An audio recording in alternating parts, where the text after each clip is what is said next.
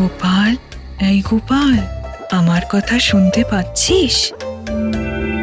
কে গো তুমি মেয়ে? আমায় ডাকছো কেন? উমা, তোকে ডাকবো না তো কাকে ডাকবো? তোর কাছেই তো আমি আসতে চাইছি গোপাল। তুমি আমার ঘরে আসবে? কিন্তু মা, আমি যে খুব গরিব, আমি কিভাবে তোমার সেবা করব মা? তুই আমায় যেভাবে সেবা করতে চাস, আমি সেভাবেই তো সেবা নেব। একটা কথা সব সময় মনে রাখবি, যে খায় চিনি যোগায় চিন্তামণি। আমি আসছি, আমি আসছি, আমি আসছি তোর কাছে। এসো মা, আমার যেরকম সাধ্য আমি সেইভাবেই তোমার আরাধনা করব। কি বলছো গো? কাকে আরাধনা করবে গো? কে আসবে? গিন্নি, মা আসছে। সে তো জানি, কিন্তু তুমি অমন করছো কেন? জানো গিন্নি, আমি স্বপ্ন দেখলাম মা আমার কাছে এসে বলছে আমি তোমার বাড়িতে আসবো, সামনে পুজো। তার মানে মা আমার কাছে এবার পুজো নিতে চাইছেন। আমরা কি করে পুজো করবো? আমাদের তো দিন আনার দিন খাওয়া। তা জানি না, মা বলেছেন যে খায় চিনি তার যোগায় চিন্তামণি। ইনি যদি সব ভার নেন তাহলে তো মিটেই গেল। হ্যাঁ গো, সময় তো আর বেশি নেই। না, চোখ বুঝলেই চলে আসবে। সকাল হতে দাও, মহারাজের কাছে গিয়ে বলবো সব। দেখি মহারাজ কি করেন। হ্যাঁ গো, এবার মেয়ে জামাইকে আনবে তো? হ্যাঁ গো, আনবো। আমি কালই খবর পাঠাবো, চিন্তা করো না।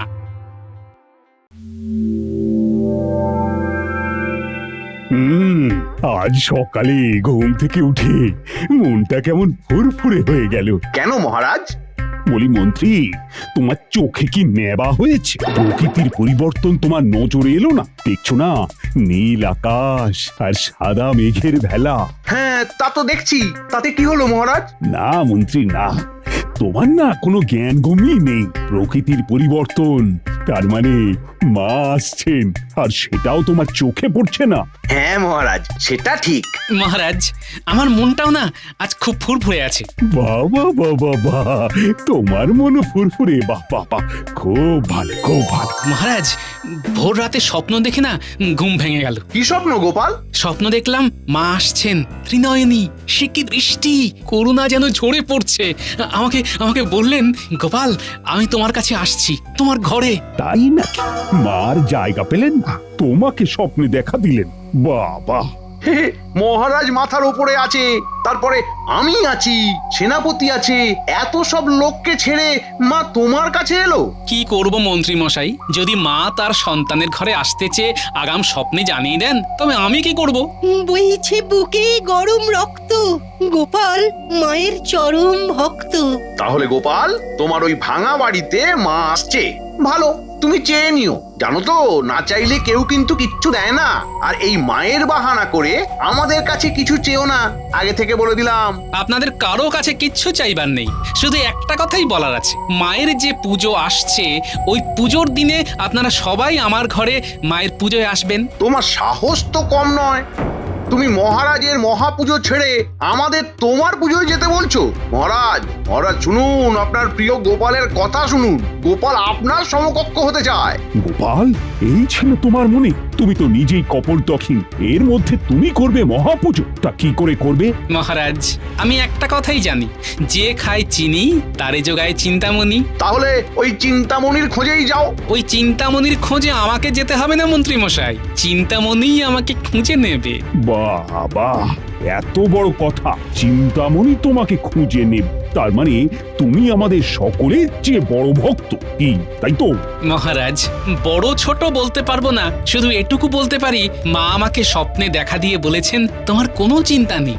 এই এই তোমার এই ঔদ্ধত্য আমি একেবারেই বরদাস্ত করব না। তুমি তুমি এখন আসতে পারো। আসতে পারি মানে? তুমি এত বোঝো আর এটা বুঝতে পারলে না যে তুমি এখন আসতে পারো মানে তুমি বরখাস্ত হলে? যাও যাও, দেখো কোন চিন্তামণি তোমাকে বাঁচায়। তাহলে আমি আসি মহারাজ, প্রণাম নেবেন। যাবার আগে একবার রানীমার সাথে দেখা করার অনুমতি দেবেন মহারাজ। ঠিক আছে, তোমাকে শেষবারের মতো রানীমার সাথে দেখা করার অনুমতি দিলাম। আর একটা কথা কান খুলে শুনে রাখো, পুজো হয়ে গেলে এই কৃষ্ণনগর থেকে তুমি চিরকালের মতো চলে যাবে। মনে থাকবে মহারাজ। মহারাজ, গোপালের এই কাজ মোটেও সমর্থনযোগ্য নয়। আমরা সবাই পড়ে রইলাম আর মা স্বপ্ন দিতে গেল কিনা গোপালকে। কি জানি মা যে কখন কার পেছনে দাঁড়ায়, মায়ের লীলা বোঝা বড় দায়।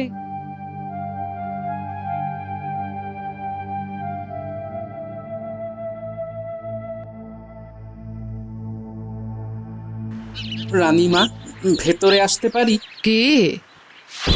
এসো এসো। প্রণাম রানীমা।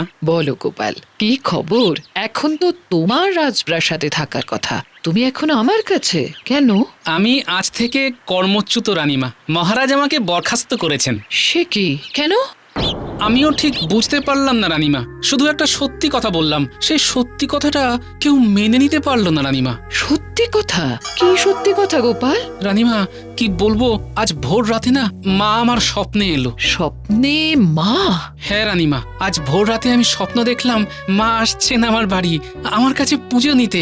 এই এই ভালো খবরটা মহারাজের কাছে বলতেই মহারাজ আর মন্ত্রীমশাই আমাকে নিয়ে অনেক রঙ্গ করলেন।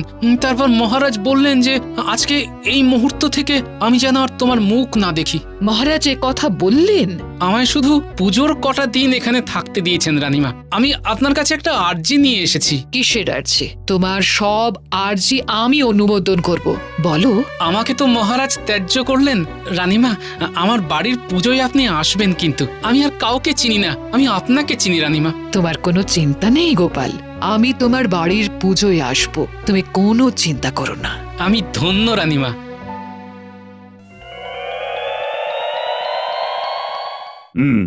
তাহলে এবার আমাদের রাজবাড়ির পুজো নিয়ে আলোচনা হোক।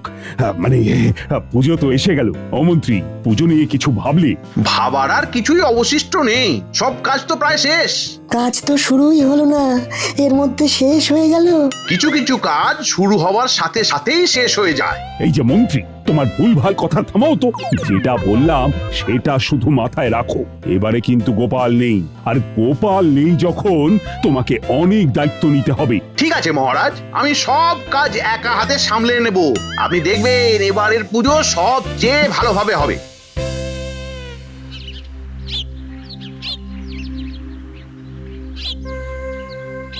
কি গো, ফিরে এলে যে? আমার রাজসভার কাজ শেষ হলো গিন্নি, মহারাজ আমাকে বরখাস্ত করেছেন। কি গো, তাহলে কি করে হবে? মহারাজ পারলেন তোমাকে এইভাবে বরখাস্ত করতে? কেন করলেন না? আমি স্বপ্নের কথা বলতেই মহারাজ আর মন্ত্রী আমাকে নিয়ে ব্যঙ্গ করতে শুরু করলেন। এবার কি হবে? কি করে মায়ের পুজো হবে? আমি তো ওই নিয়ে কিচ্ছু ভাবছি না, আমার মাথায় শুধু একটা কথাই ঘুরছে, যে খায় চিনি তারে যোগায় চিন্তামণি। বাবা, বাবা এসে গেলাম। খুব ভালো করেছো বাবা জীবন, খবর দেওয়ার আগেই চলে এলে। কালই তোমাদের খবর পাঠাবো বলে ভাবছিলাম, দেখো আজই তোমরা চলে এলে। আচ্ছা, মাথায় ওই বস্তার মধ্যে কি আছে? নারকোল আছে বাবা, এবার আমাদের নারকোল গাছে প্রচুর নারকোল হয়েছে বাবা। বাবা খুব ভালো করেছো। ঘরের ভেতরে যাও, ঘরের ভেতরে যাও, এই বিশ্রাম নাও। হ্যাঁ, উফ, এই দিনটার জন্য কতদিন অপেক্ষা করেছি। গোপালবিহীন রাজসভা, আহা আহা। মন্ত্রী মশাই, আমাদের তো রাজসভাতে একটা পদ খালি হলো, তো গোপালের জায়গায় কাকে নেওয়া যাবে সেটা কিছু ভাবলেন? সবে তো গেল, একটুখানি সবুর করো। আর মানে গোপালের এবার আর কোনো বাঁচবার উপায় নেই। এই প্রথম কৃষ্ণনগর রাহু মুক্ত হলো। শোনো, আমাদের একমাত্র কাজ এবারে রাজবাড়ির পুজোটা ঠিক করে উতরে দেওয়া, আর গোপালের পুজোটাকে ভন্ডুল করতে হবে। আচ্ছা, এই গোপালের পুজো ভণ্ডুল করতে গেলে আমাদের কি করতে হবে? গোপালের ওপর নজর রাখতে হবে। আমি আজই বটা ঘটার কাছে যাচ্ছি, গোপালের সব খবর পুঙ্খানুপুঙ্খ আমার চাই। আপনি কি এক্ষুনি যাবেন? হ্যাঁ, বটা ঘটার কাছে আমাকে যেতেই হবে। ঠিক আছে, আপনি যান, বেশ ভালো করে একটা শিক্ষা দিতে হবে। কি খবর হলো কাল জানতে পারবো। হ্যাঁ, কাল সব জানাবো, চলি।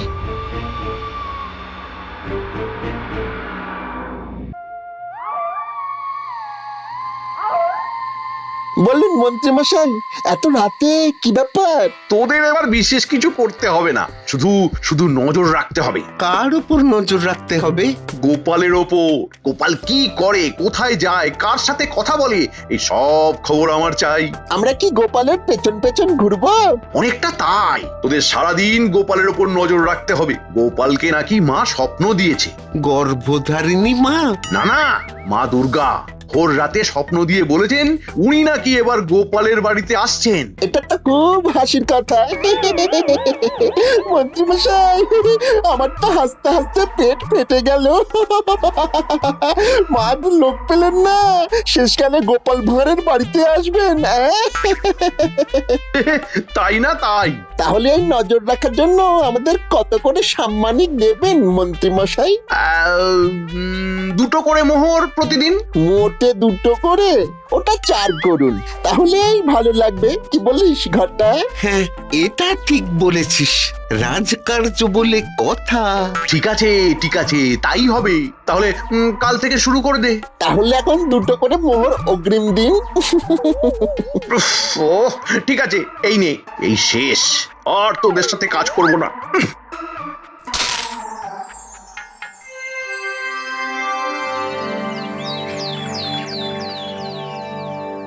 বাবা, আমার খুব পছন্দ ডাকের সাজের ঠাকুর। চোখ দুটো টানাও টানা, দেখলেই না কেমন ভক্তি আসে। ঠিক বলেছো বাবা। ওগো, এই নাও আমার জমানো কিছু মোহর। প্রতিমা বায়না দিতে যাচ্ছ, কুমোর তো অগ্রিম চাইবে। মা, আমিও কিছু মোহর এনেছি।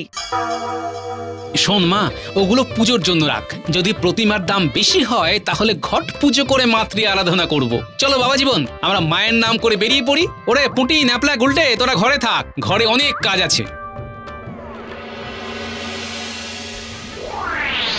ওই দেখো, বটা আর ঘটা গোপাল দাদুর পিছু নিয়েছে। পিছু নেওয়া বার করছি, চল তো এবার আমরা ওদের পিছু নেব। ও দিদা, একটা বড় দড়ি দাও তো, ওদের কায়দা করে এমন উল্টে ফেলবো না, ওরা তখন বুঝতে পারবে। আমাদের পুজোকে পণ্ড করা, আমিও তোদের সাথে আছি।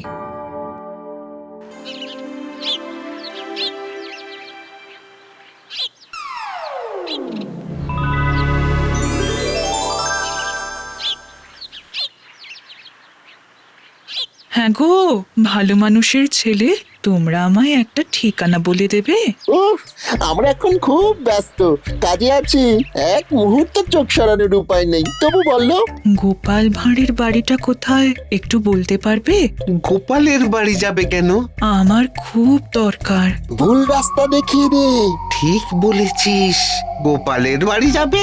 গোপাল তো ওই দিকে থাকে। তুমি যে রাস্তা দিয়ে এসেছো ঠিক সেই রাস্তা ধরে হাঁটতে থাকো, একটু হাসতে হবে আর কি। তোমরা ঠিক রাস্তা দেখিয়ে দিয়েছো তো? হ্যাঁ গো, এগিয়ে যাও, একদম নাক বরাবর। ধন্যবাদ বাবারা, তোমরা খুব ভালো মানুষ। সেটা তো আমরা জানি যে আমরা ভালো মানুষ। চলি গো। যাও যাও বাছারা, তোমাদের দুজনের চোখে ধুলো পড়ুক। এই ঘটা, চোখে যেন কি পড়লো রে? উরি বাবা! আমারও পড়লো। ও রে বাবা রে, কি কি কি কড়কড় করছে? যারা অপরের ক্ষতি করতে চায় তাদের এই অবস্থাই হয়। থাক থাক এই অবস্থায়। কিছু শুনলি? ওরে ওরে, আমাদের মা শিক্ষা দিয়ে গেলেন। মা, মাগো মাগো, আমাদের অপরাধ ক্ষমা করো মা, মাগো ক্ষমা করো। তোদের সব অপরাধ ক্ষমা করে দেব। গোপালের পা ধরে ক্ষমা চা, আর গোপালের বাড়িতে আমার পুজোয় তোরা হাত লাগা। গোপাল গোপাল এক্ষুনি আসছে, গোপালের কাছে ক্ষমা চা, দেখবি চোখের সব জ্বালা কমে যাবে। এই দেখে যা, দেখে যা, বটা ঘটা কি অবস্থায় আছে দেখ। এই, তোমরা কি দুজনে এখানে দাঁড়িয়ে দাঁড়িয়ে কানামাছি খেলছো? আমরা গোপাল দাদার ক্ষতি করতে চেয়েছিলাম। মা আমাদের শাস্তি দিয়েছেন। আমরা গোপাল দাদার পুজোতে কাঁধে কাঁধ লাগিয়ে সাহায্য করবো। হুরি বাবারি, চোখে খুব জ্বালা হচ্ছে। গোপাল দাদা কোথায়? ওই তো বাবা আসছে।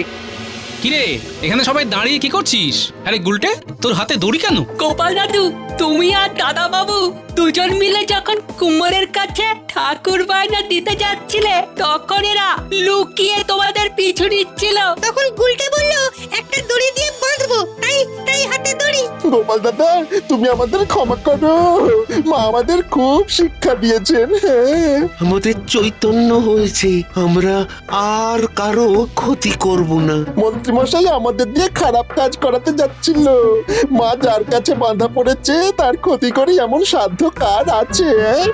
আমাদের ক্ষমা করে দাও। চোখে অসহ্য যন্ত্রণা হচ্ছে, তুমি ক্ষমা না করলে আমাদের এই চোখের যন্ত্রণা কমবে না। তোমার পুজোয় বাঁশপোতা থেকে বিসর্জন অবধি আমরা তোমার সঙ্গে ছায়ার মতো আছি। হ্যাঁ আমি তোমাদের ক্ষমা করলাম।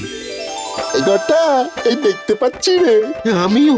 গোপাল দাদা চলো, আজ থেকে তোমার বাড়ি হলো আমাদের ঠিকানা।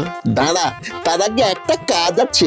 আগাম যে মোহরগুলো নিয়েছিলাম সেগুলো মন্ত্রীমশাইয়ের হাতে ফিরিয়ে দেব। হ্যাঁ তুই যা, আমি গোপাল দাদার সাথে যাই, পুজোর কাজ শুরু করে দি। ঠিক আছে, আমি রাজসভায় গিয়ে রাজামশাইয়ের সামনে মন্ত্রীমশাইয়ের হাতে এই 4টে মোহর ফেরত দিয়ে গোপাল দাদার বাড়িতে আসছি। কেমন? ঠিক আছে, যা তাড়াতাড়ি আয়, মায়ের মণ্ডপটা বাঁধতে হবে না? ওটা কি আমার আর জামাইয়ের দ্বারা হবে বলতো? এই আমি ছুটে যাচ্ছি আর দৌড়ে আসছি। প্রতিমা পছন্দ হয়ে গেছে রে। আরে কোমর তো যত সামান্য মজুরি নিল, বুঝলি? সব মায়ের ইচ্ছে। স্বপ্নাদেশ যখন দিয়েছেন তখন উনি সব করিয়ে নেবেন। তা বলে আমাদের হাত গুটিয়ে বসে থাকলে চলবে না। চলো সব।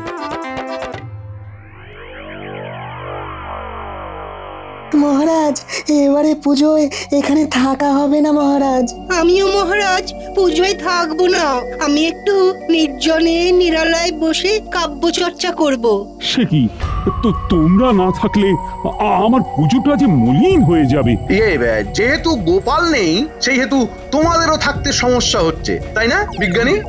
আপনি এতক্ষণে আসল কথাটা বলেছেন মন্ত্রীমশাই। সত্যি আমি আর সভাকবি স্বেচ্ছায় এই কৃষ্ণনগর ত্যাগ করব মনে করেছি। মন্ত্রী মশাই, বটা আপনার সাথে দেখা করতে চায়। বটা একা এলো কেন? কি আবার হলো রে বাবা? ঠিক আছে, পাঠিয়ে দাও। আচ্ছা, বিজ্ঞানী আর সভাকবি আমার পুজোয় থাকতে চায় না, তা আর কে থাকতে চায় না? রাজ জ্যোতিষী? আপনি নিশ্চিন্তে থাকুন মহারাজ, আমি আপনার মহাপূজায় আছি। আমিও আছি মহারাজ। আমি ওই পুজো যাতে সুন্দরভাবে সুসম্পন্ন হয় তার জন্য তৎপর থাকবো।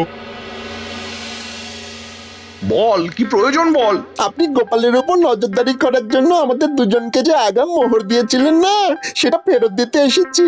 এই নিন। আমরা এই পাপ কাজ আর করব না মহারাজ। গোপাল দাদা সত্যি মায়ের আশীর্বাদ পেয়েছে। আমরা আজ থেকে গোপাল দাদার সাথে গোপাল দাদার বাড়িতে থেকে গোপাল দাদার পুজোতে আনন্দ করব। এর মানেটা কি হলো? মানেটা হলো আমরা দুজন আর আপনার সাথে নেই।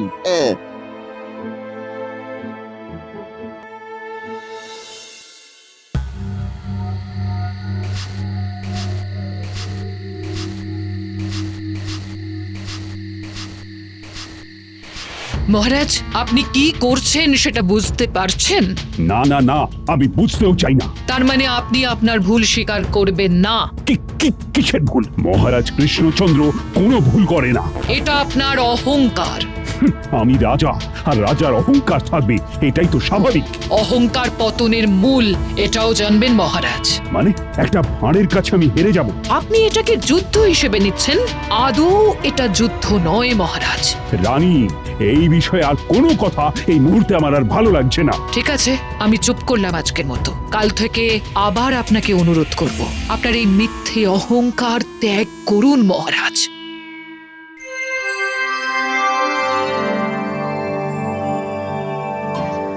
কাল দেবীর বোধন, কিভাবে যে সব কাজ সারা হয়ে গেল ভাবতেও কিরকম অবাক লাগছে। বাবা, এটা তো আপনারই কথা, যে খায় চিনি যোগান চিন্তামণি। যা বলেছো জামাই, দেখলে না মা কিভাবে আমাদের দিয়ে কাজ করিয়ে নিল। এখনো একজনের জন্য মনটা ভীষণ খারাপ, বুঝলি? কার জন্য বাবা? রানীমার জন্য। রানীমা আমার পুজো না এলে আমার পুজো তো সম্পূর্ণ হবে না রে। আসবেন গোপাল দাদা, রানীমা ঠিক আসবেন। গোপাল দাদু, ও গোপাল দাদু, ঢাকিকে ঢাক বাজাতে বলো না, আমরা একটু নাচবো। ও ঢাকি ভাই, ঢাক বাজাও। পঞ্চমী থেকেই শুরু মাতৃবন্দনা। আরে কি সৌভাগ্য রানীমা, আমার ঘরে পায়ের ধুলো দিয়েছেন। এটা এখন মাতৃ মন্দির গোপাল, আমি এসে গেছি। তোমার এই পুজোটাতেই আমি প্রাণের ছোঁয়া পেয়েছি গোপাল। আসুন আসুন রানীমা, আসুন। হ্যাঁ, ওরে বাজা।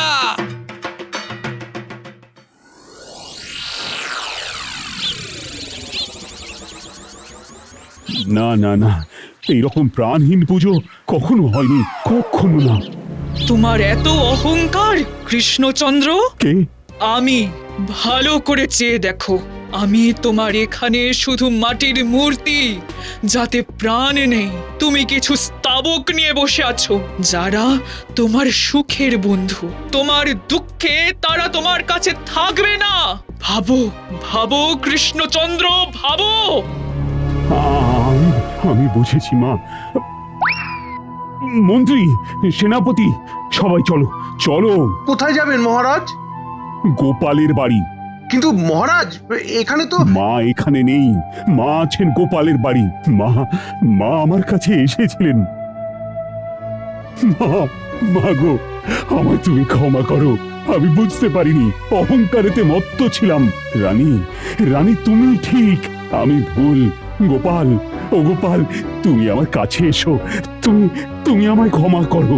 আপনি মহারাজ, আমি সামান্য একজন মানুষ, আমার কাছে ক্ষমা চাইবেন না মহারাজ। মা এবারে এলেন, সব হিংসা ছেড়ে এবার আমরা মেতে উঠি মায়ের আবাহনে। জয় মা দুর্গা, দুর্গতি নাশিনী। সব বিপদ থেকে আমাদের সব প্রজাদের তুমি রক্ষা করো মা। জয় মা, জয় মা দুর্গা।